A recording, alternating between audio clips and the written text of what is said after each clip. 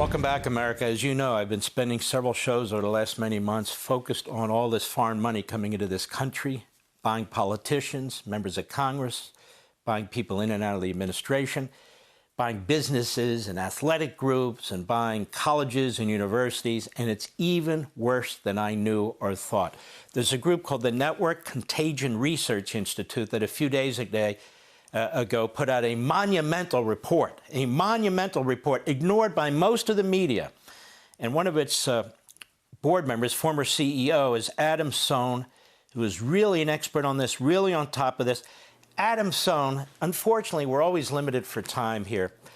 I want you to tell us generally what you found, but I really want to focus in on Qatar, because in your report, it's very clear that Qatar is the #1 foreign country spreading money in this country, trying to buy influence, and in fact buying influence. Tell us about it. Yeah, so thanks for having me, Mark. If you look at, well, the United States started to keep records of foreign countries donating money to American universities back in 1986. In total, between 2024 and 1986, you're looking to the tune of just short of $58 billion. So to put in perspective for your audience, $29 billion of that $58 billion was donated in the last 4 years under the Biden administration. And what's troubling about that in particular is two things. Number one, the lack of transparency. What did the money go to? How did the universities account for it? Why haven't they accounted for it? It's a $29 billion business in 4 years, funneling ideology of America's enemies into university classrooms.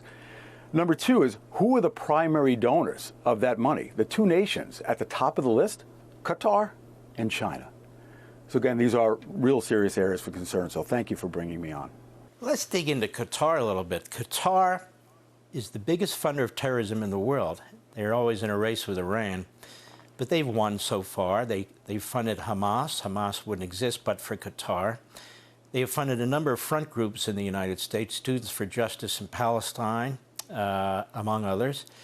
They are funding the riotous and violent activity on our college campuses, directly and indirectly, and the anti-Semitism that is spreading in our country. I'm also sure they're involved in as much as they can in the emigration of as many people from the Middle East who share their views to the immigration in the United States. Qatar has been able to play both sides, haven't they? They've been able to play sides as there they are, the mediators for the United States with Hamas, while they're funding Hamas. Yeah, that's true. I think what most Americans would find troubling is, number one, like you said, they're putting up Hamas leaders in five-star hotels since October 7th. Number two, there's literally an extension of some of America's most well-known colleges and universities, campuses, in Doha. So in Doha, they have an area called Education City, and it's a who's who of America's universities. You have Northwestern, you have Georgetown, Carnegie Mellon. It's incredible. Virginia Commonwealth schools, Texas A&M. So there are schools that are literally with campuses extended into Qatar itself. I don't know what this means for research. I mean, heaven forbid there's military research going on. Well, you know, the intellectual property is sitting right in Qatar as well.